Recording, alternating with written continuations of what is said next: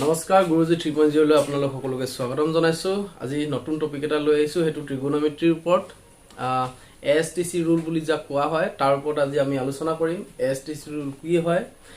আসলতে এএসটিসি ৰুলটো হৈছে ট্ৰিগোনোমেট্ৰিক যোনবোৰ ফলন আছে সেই ফলনবোৰৰ সুসাপেক্ষে তাৰ পজিটিভ বা নেগেটিভ ঋণাত্মক ধনাত্মক আখ্যা দিয়া হয়। তো তাৰ ওপৰত আমি আজি আলোচনা কৰিম। এএসটিসি ৰুলটো প্ৰথম কি হয় তাৰ বিষয়ে আমি প্ৰথম জানিবলৈ হলে আমাৰ যোনখন quadratic coordinate plane coordinate plane বা XY প্লেন বুলি যোনখন কওঁ আমি XY প্লেনখন কনসিডাৰ কৰিব লাগিব। সাপোজ তো মই ইয়াতে প্ৰথমে XY প্লেনখন কনসিডাৰ কৰিছো। সাপোজ এখন হৈছে XY প্লেন। XY প্লেনৰ এখন একচুয়ালি XY প্লেন নহয়, ইয়াতে আমি আমাৰ যোনবোৰ ট্ৰিগোনোমেট্ৰিক ফাংচন আছে ঠিক আছে সেইবোৰ আমি ইয়াতে উপস্থাপন কৰিব পাৰিম। কিয়নো ট্ৰিগোনোমেট্ৰিক ফলনবোৰ ডিগ্ৰী সাপেক্ষে আমি সাপোজ কিছুমান ল 90 ডিগ্ৰী 60 ডিগ্ৰী 75 ডিগ্ৰী তাৰ ওপৰত নিৰ্ভৰ কৰা হয়। আমি সদায় জানো এটা বিন্দুত কিমান ডিগ্ৰী থাকে, এটা বিন্দুত সদায় যদি আমি তাৰ ডিগ্ৰী মেজাৰটো উলিয়াও তো কিমান হ'ব 360 ডিগ্ৰী হ'ব। ডিগ্ৰী মেজাৰ কিমান হ'ব 360 ডিগ্ৰী। আৰু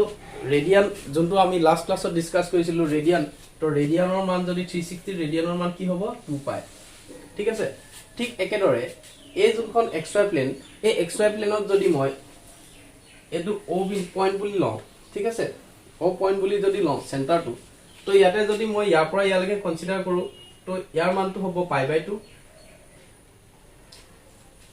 আৰু এটা কথা সদায় মন কৰিবলগীয়া, আমি ডাইৰেকশনটো সদায় এন্টি ক্লকৱাইজ লম। আমাৰ যোনটো ঘড়ীৰ কাটা থাকিব তাৰ আমি বিপৰীত দিশত লম। যদি আমি ডাইৰেকশনটো ঘড়ীৰ কাটাৰ দিশত লওঁ বা ক্লকৱাইজ ডাইৰেকশনত লওঁ তেতিয়া সদায় আমাৰ ডিগ্ৰীটো বা আমাৰ মেজাৰটো সদায় নেগেটিভ বা ঋণাত্মক হ'ব, আৰু এন্টি ক্লকৱাইজ হলে সদায় ধনাত্মক বা পজিটিভ হয়। ঠিক আছে, তো ইয়াৰ পৰা আমি যদি মেজাৰ কৰো ইয়ালৈকে 90 ডিগ্ৰী বা 90 ডিগ্ৰী মই যদি ৰেডিয়ান মেজাৰত কনভাৰ্ট কৰো তাক কি হ'ব π/2। ঠিক একেদৰে ইয়াৰ পৰা যদি আমি ইয়ালৈকে কনসিডাৰ কৰো তাৰ মানটো হৈছে π। তো ইয়াৰ পৰা ইয়ালৈকে আমি সদায় কিমান থাকে 180 ডিগ্ৰী থাকে, তো 180 ৰেডিয়ান ভ্যালু কিমান হয় π হয়। ঠিক একেদৰে যদি মই ইয়াৰ পৰা এইটো কোৱাড্ৰেন্টলৈকে যাওঁ তো ইয়াত কি হ'ব এইডোখৰলৈকে π হ'ল, ইয়াৰ পৰা ইয়ালৈকে কি হয় π/2। তো π + π/2 কি হৈ যাব ইয়াত 3π/2। π + π/2 কিমান হৈ যাব 3π/2। ঠিক একেদৰে আমি যদি গোটেইটো কনসিডাৰ কৰো তো ওপৰত π আৰু তলত π কিমান হৈ যাব এইটো 2π। তো গোটেই মেজাৰটো যদি এটা পয়েন্ট হিচাপে লওঁ তো এই মেজাৰটো কিমান হৈ যাব ইয়ালৈকে, যদি আমি ইয়াৰ পৰা ইয়ালৈকে কনসিডাৰ কৰো তো এইটো কিমান হৈ যাব 2π। দ্যাট মিন্স যাক আমি 360 ডিগ্ৰী হিচাপে ললে কিমান হয় 360 ডিগ্ৰী লোৱা হয়। তো ইয়াৰ ওপৰত বেস কৰি ট্ৰিগোনোমেট্ৰিক কিছুমান ভ্যালু আমি আগতে পাইছিলো ট্ৰিগোনোমেট্ৰিক ফাংচনৰ। সাপোজ আমি sin π/2, ঠিক আছে sin π/6, π/6 মানে কিমান হয় sin 30 ডিগ্ৰী, cos π/3। তো cos π/3 মানে হৈছে π/3 ভ্যালুটো কি হয় cos 60 ডিগ্ৰী। তো ট্ৰিগোনোমেট্ৰিক টেবুলখনৰ ওপৰত ভিত্তি কৰি ইয়াৰ কিছুমান মান আছে, সেই মানবোৰ আমি কি কৰিম পাম বা বহুৱাম। তো এই এনেকুৱা মানবোৰ এই এএসটিসি বা এই XY প্লেনত আমি কি দৰে বহুৱাম চাওঁ আহক।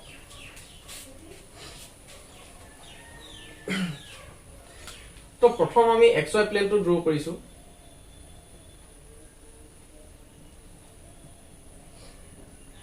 তো ইয়াতে মন কৰিব আমি ইয়াত কেইটা চুক পাম 1 2 3 4 চাৰিটা চুক পাম, যাক আমি নাম দি ল'ব পাৰিম। যোনটো প্ৰথম চুক হ'ব তাক আমি প্ৰথম চুক বুলি ক'ম। প্ৰথম চুক বা এইটো ক'ব ফাৰ্স্ট কোৱাড্ৰেন্ট বা ইংৰাজীত ক'বলৈ হ'লে ফাৰ্স্ট কোৱাড্ৰেন্ট। ঠিক আছে, এইটো কি হ'ব ফাৰ্স্ট কোৱাড্ৰেন্ট। এইটো কিমান হ'ব সেকেন্ড কোৱাড্ৰেন্ট বা দ্বিতীয় চুক। এইটো কি হ'ব প্ৰথম চুক, এইটো হ'ব দ্বিতীয় চুক,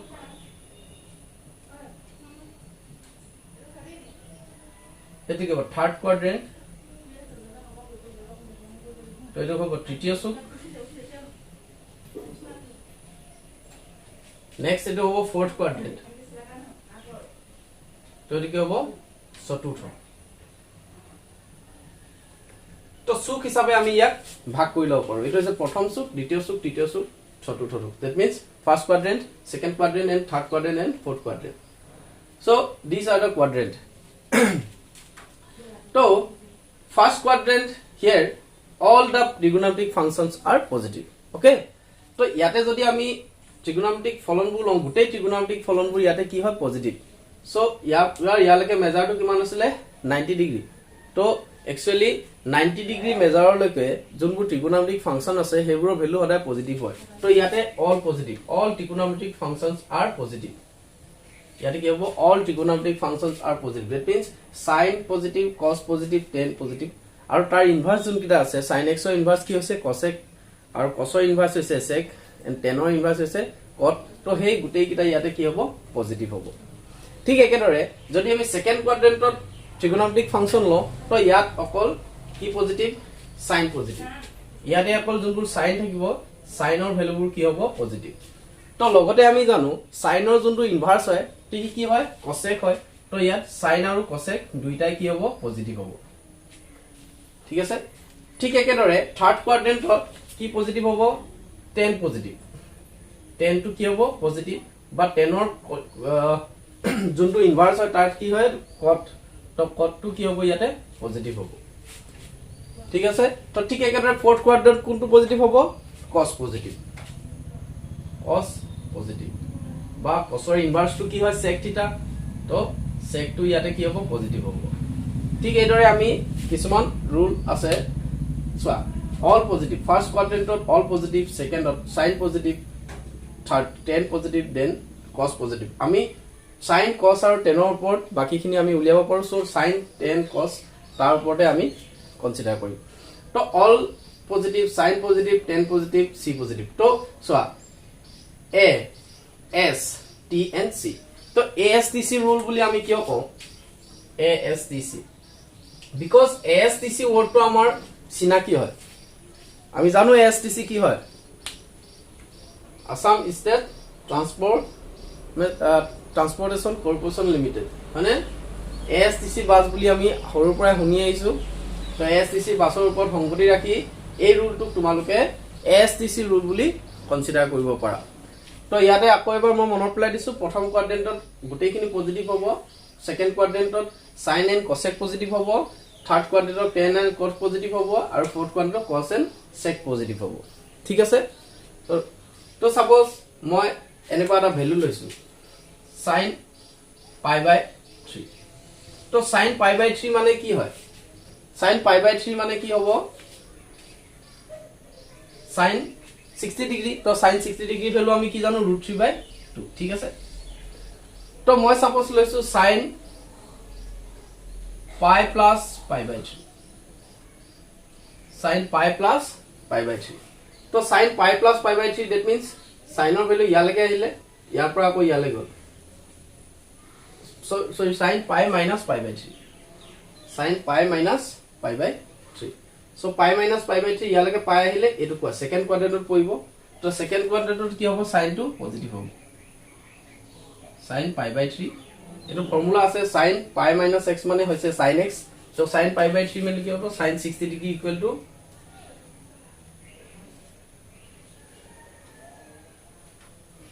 √3/2 তো এনেদৰে আমি ভ্যালুবোৰ উলিয়াব পাৰো ঠিক আছে তো যোনটো কোয়াড্ৰেন্টত আমাৰ পৰিব সেই কোয়াড্ৰেন্টটো লৈ পেনে আমি পজিটিভ বা নেগেটিভ কনসিডাৰ কৰিব পাৰো যদি sin ৰ ভ্যালুটো থাৰ্ড কোয়াড্ৰেন্টত লোৱা হয় নেগেটিভ হ'ব ঠিক আছে অকল পজিটিভ কোড হ'ব ফার্স্ট এন্ড সেকেন্ড ওকে তো एग्जांपल যেতিয়া আমি কৰিম ইয়াতে তাতে বেছি ভালকৈ বুজি পোৱা যাব তো এটোৱে হৈছে আমাৰ STC ৰুল তো ইয়াৰ ওপৰত কি কি থাকিব পাৰে তো ইয়াত আমি কিছুমান এক্সাৰসাইজত আছে তো এক্সাৰসাইজত কেনেকুৱা ধৰণৰ কোৱেশ্চনবোৰ আহিব সাপোজ নেক্সট মই এটা কোৱেশ্চন লৈছো সাপোজ আমি এটা কোৱেশ্চন লৈছো যে cos x equal to suppose cos x equal to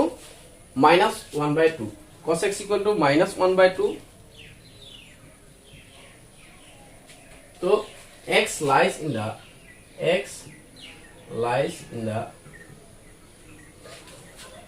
third quadrant x lies in the third quadrant তো x cos x -1/2 কি হৈছে x lies in the third quadrant কাৰণ থাৰ্ড কোৱাড্ৰেন্টত কি পজিটিভ হয় 10 পজিটিভ হয় তো cos ৰ ভ্যালুটো কি হ'ব নিগেটিভ হ'ব নিগেটিভ আছে আৰু অসমীয়াত ক'বলৈ গ'লে x ক'ত আছে x তৃতীয় চুকত আছে তো ইয়াৰ প্ৰশ্নটো হৈছে আমাৰ লগত আছে cos x ৰ ভ্যালুটো আমি বাকি গোটেই কিটা ট্ৰিগোনোমেট্ৰিক ফাংচনৰ ভ্যালু কিটা আমি নিৰ্ণয় কৰিব লাগে সাপোজ ইয়াতে cos θ আছে তো আমি বাকি কিটা কি হ'ব cos ৰ উল্টা sec x tan x sin x cot x cosec x এই গোটেই কিটা ভ্যালু আমি নিৰ্ণয় কৰিব লাগে তো প্ৰথম আমি মন কৰিব লাগিব তো ইয়াক আমি কেনেদৰে সমাধান কৰিম সাপোজ ফাৰ্স্ট আছে cos x তো cos x ৰ ভ্যালু দিয়াৰ লগে লগে আমি আমাৰ মনলৈ আহি যাব cos x ৰ ইনভাৰ্স কি হয় cos x ৰ ইনভাৰ্স হয় cos x আমি কনসিডাৰ কৰো 1/sec x তো cos x যেতিয়া আমাৰ লগত আছে তো ইয়াৰ পৰা আমি sec x ৰ ভ্যালুটো কি পাম sec x ৰ ভ্যালুটো পাম -2 কাৰণ ইয়াক যদি আমি উল্টা কৰি দিও তো ইয়াৰ ভ্যালুটো কি হৈ যাব -2 তো তাৰ পিছত নেক্সট sin আৰু cos ৰ মাজত আমি এটা ৰিলেচন পাইছিলো লাষ্ট ক্লাছত আমি ডিসকাসও কৰিছিলো তো sin square x + cos square x কিমান হ'ব sin square x + cos square x 1 হয় তো আমাৰ লগত তো cos ৰ ভ্যালুটো আছে তো sin ৰ ভ্যালুটো ইয়াৰ পৰা ওলাই যাব তো sin স্কয়াৰ x আমি লিখিব পাৰো 1 - cos স্কয়াৰ x ঠিক আছে তো sin স্কয়াৰ x কিমান হ'ব 1 - cos স্কয়াৰ x মানে 1 কিমান হ'ব 4 তো sin x কিমান হ'ব sin square x 3/4 sin x 3/4 তো ইয়াক যদি আমি sin ৰ ভাগ কৰি দিও sin x +- হ'ব আৰু ইয়াৰ মানটো পাম +-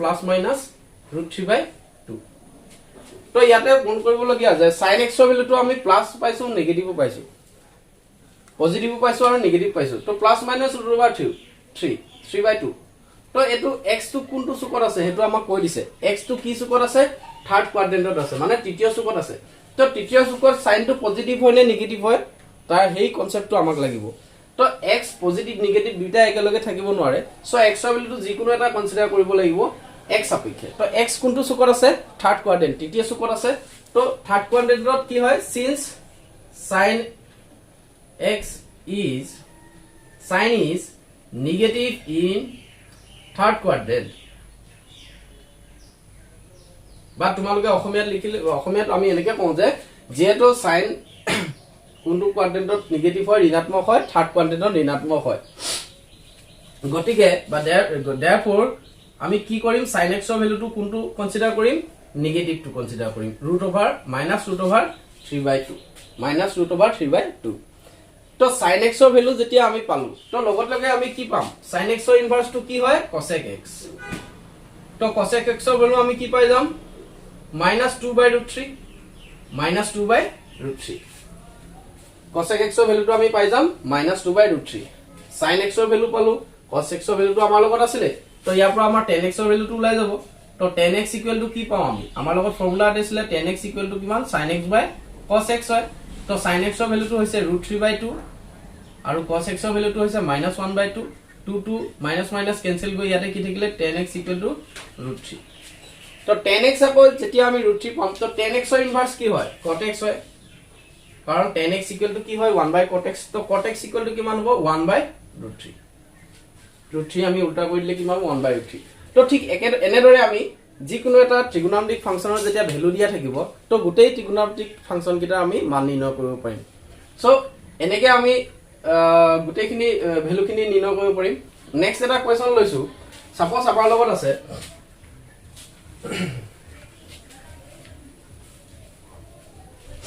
নেক্সট কোৱেশ্চনটা লৈছো সাপোজ আমাক এনেকা 31 সাপোজ আমাক এনেকে দিয়া আছে sin 11π/3 তো 11π/3 মানটো আমি কি কৰিব লাগিব উলিয়াব লাগিব তো আমি ইয়াতে কি কৰিম কোৱাড্ৰেন্ট হিচাপে ইয়াটো আমি কনসিডাৰ কৰিব লাগিব তো 11π/3 টো আমি 11π/3 নহয় 31π/3 কোৱেশ্চনটো লওঁতে ভুল হৈছে 31π/3 তো চাও sin 31π/3 তো তাৰ ভ্যালুটো আমি কি দৰে উলিয়াম আমি ইয়াক এনেদৰে এক্সপ্লিট কৰিম 31 ক এক্সপান্ড কৰি দিম কি ধৰণে 10π + π/3 কি ধৰণে 10π + π/3 হ'ব 10π + π/3 তো 10 পাই প্লাস পাই বাই 3 যদি আমি এক্সপান্ড কৰিলো এই 31 তো আমাৰ এটা ফৰ্মুলা আছিলে sin 2n পাই প্লাস x মানে কি হ'ব হদাই sin 2n পাই প্লাস x মানে হ'ব তোমাৰ sin x কি হ'ব sin x sin 2n পাই প্লাস x মানে হ'ব sin x ঠিক আছে তো এই ফৰ্মুলাবোৰ মনত ৰাখিব লাগিব sin 2n পাই প্লাস x মানে কি হৈছে sin x এটো হৈছে নরমাল ফৰ্মটো তো ইয়াতে আমি 2n পাই বুলি যদি 10 পাই টু কনসিডাৰ কৰো তো ইয়াটো ভ্যালুটো কি হৈ যাব sin পাই বাই 3 আৰু sin পাই বাই 3 ভ্যালুটো জানো পাই বাই 3 মানে আমি যদি ডিগ্ৰী মেজাৰলে কনভাৰ্ট কৰো তো পাই বাই 3 মান হৈছে 60 ডিগ্ৰী তো sin 60 ডিগ্ৰী ভ্যালুটো কিমান হয় √3/2 তো এনেদৰে আমি মানবোৰ উলিয়াব পাৰো আৰু এটা কথা কৈ যাও যেতিয়া আমাৰ sin থিটা হয় sin থিটা sin মাইনাস থিটা তো হদাই আমি ভ্যালুটো লও মাইনাস sin থিটা